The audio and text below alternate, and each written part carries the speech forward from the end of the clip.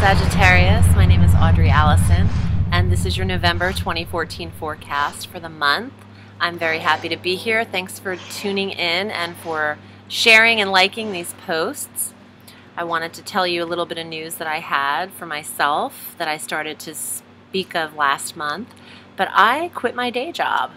So I am full-time astrological advisor and tarot reader. So that's something exciting that I'm starting, and I thought I would share my leap of faith with the viewers in case any of them are inspired to do the same. Sagittarian, it is all about you this month. Seriously, it's your month. It's from the 16th on especially.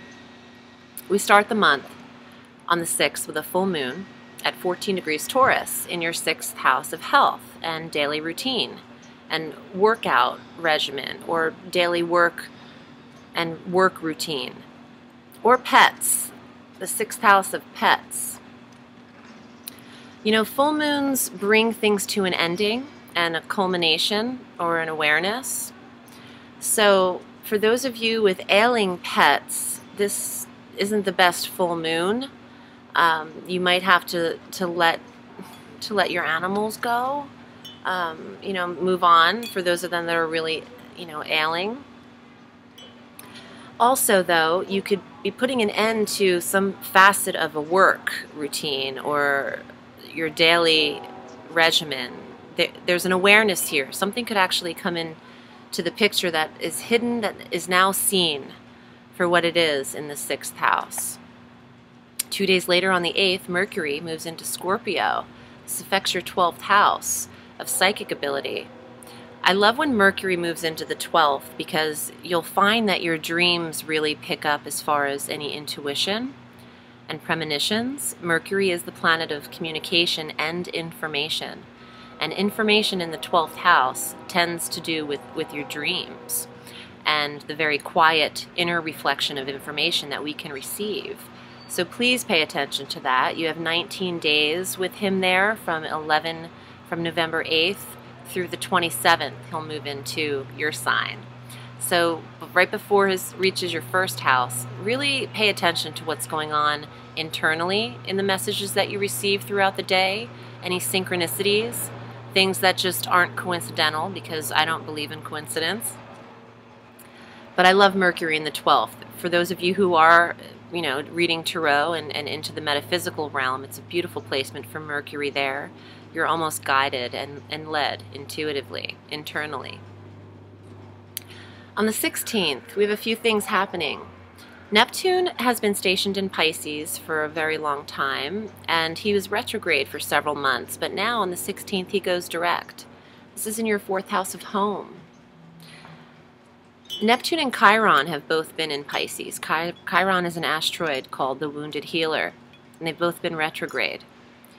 Neptune rules Pisces, so the placement for him is comfortable in this house of Pisces. However, Neptune direct is very cloudy and doesn't judge very well. He's disillusioned. He's also the planet of drugs and haze and music and, you know, lethargic attitude. So having him direct in the home, wherever you've been living, you're seeing things clearly in your surroundings and your environment, but then when he goes direct, you have your rose-colored glasses on. Some of you Sagittarians might stay in an area longer than necessary because you think you really want to be there, but when Neptune's retrograde, you take the rose-colored glasses off and you don't really want to be living there anymore. It's almost as if you could look at your surroundings and be like, what the hell am I doing here? I gotta get out of here. So pay attention to what's, you know, the awareness of the home and the 4th house of foundation around the 16th.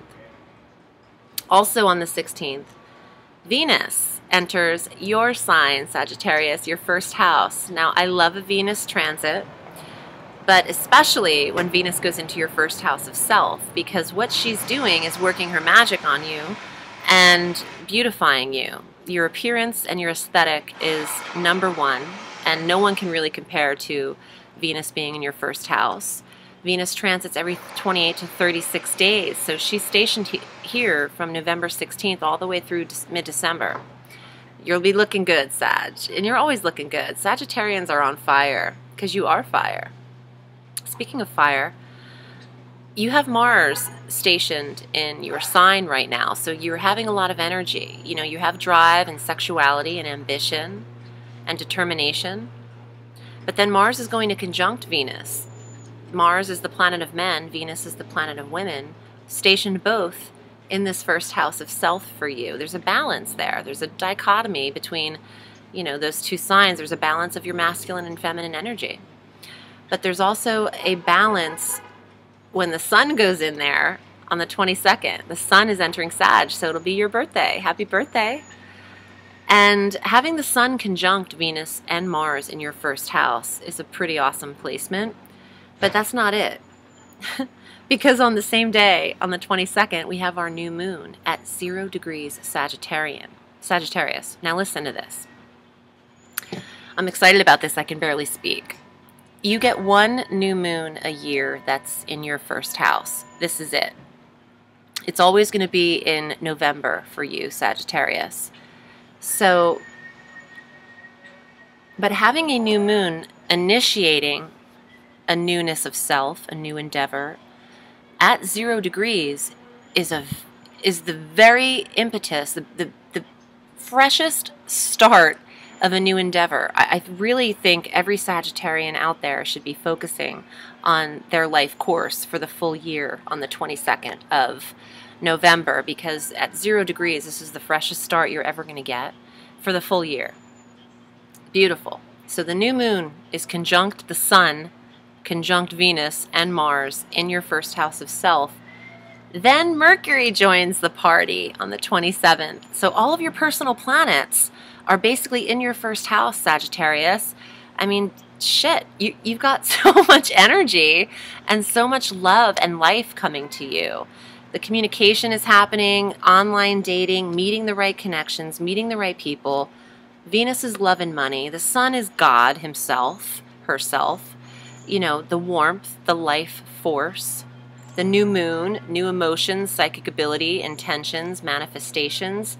It's on. It's really on fire, Sag. Let me get to the cards and see what else is up for you. But I'm loving this because you honestly, you have such support with all of the planets. Oh, and this is what's up. Now that all these personal planets are going into a fire sign, it's triggering the grand fire trine. Did I say grand fire trine? Okay, sorry, I'm ahead of myself and I can't remember what I just said a second ago. Now that these planets are all going into Sagittarius, your fire sign, it triggers the grand fire trine between Jupiter that's stationed in Leo, Uranus that's stationed in Aries, and then trining all of these personal planets in Sagittarius. It's good to be a fire sign. It's even better to be a fire ascendant. So please watch your rising sign forecast because it really applies strongly to transits. Okay, now let's see what's up in the cards. And as usual, if you'd like to read with me, you can reach me at audreyallison.com and on Facebook at Audrey Allison, Astrology and Tarot. Let's see what's up for Sagittarius. November. The Queen of Swords. This is a Gemini woman. I know that the swords are air signs. It could be Libra or Aquarius, but for me, in this alchemical deck by Robert M. Place, this card is a Gemini. So, let's just keep her up here. But it could also mean, you know, making a decision. The Gemini, or the Queen of Swords, is choosing between one or two of the swords. She's also kind of bitter. She could be a widow, you know, but doesn't have to be. She could just be she's very intelligent. And don't get that twisted. We're dealing, this woman is smart as hell. She can be vindictive, and don't cross her. And she's good with her words. She also doesn't take any BS. Okay. 2 of Wands. She had 2 swords, now you have the 2 wands here. This is the lovers, Hermes and Aphrodite. You know, one lover getting lost in the other, the burning of 2 twin flames into each other. 7 of Wands, competition, the fighting dogs, argument, aggression, Mars in your first house. Mars is getting you a little bite, a little feisty, Sag. You got to watch, you know, Mars does make you very competitive. Okay, I'll get to the summation in a minute because I'm hearing some things. And the Chariot. Information coming to you, Mercury going into your first house of self, Mercury the messenger, bringing messages to you. The Chariot can be very literal, though. It can mean your automobile, your car. It wasn't reversed, so I don't know if there's car drama, but let me put these together and see what happens, see what they get, see what it feels like.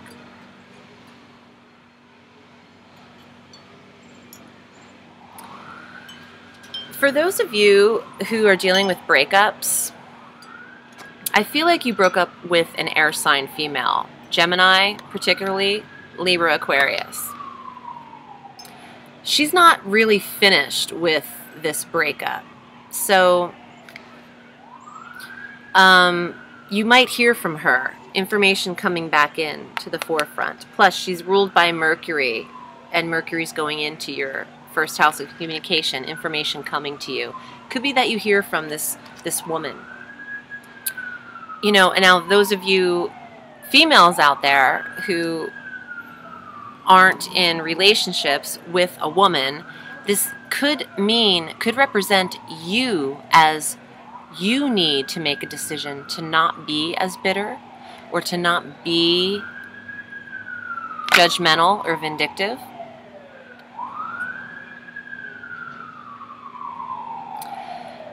You could also have females could have a bitter, competitive, jealous woman, air sign woman around them right now who's very competitive and really likes what you have and wants what you have. This air sign wants to be the fire sign. So that's also a way that this could play out. There is some competitive jealousy around you, Sag. It's probably because you're looking so damn good with Venus in your first house and a lot of support of the sun, and you're just glowing. You know, it's like, it's hard to resist planetary energy that's funneled into our bodies because we are made of the stars. So when you have these planets transiting, it emanates out of you because you're made of them. You're freaking made of planets. So that's how it kind of projects out of you. So people become attracted to that energy, attracted to what you emanate, and they want to be that. So that's the kind of, this is a little bit spiteful, these two together. So, you know, watch that. But then you also have, okay, you have the support and loving support of someone very current around you. And for those of you who aren't in relationships, it's going to be hard to resist attracting one with Venus in your first house, conjunct the sun, trining Jupiter, and trining Uranus, which brings on very spontaneous and sudden shocks and upheavals, and can bring someone right into your life in less than 24 hours. You could be wrapped up like pretzels. So, you know, there's a lot of magic in this fire, in this grand fire trine, very spontaneous energy. Thank you for joining me, and I will see you very soon, Sag. I wish you a beautiful month and happy birthday, and I'll see you soon. Bye.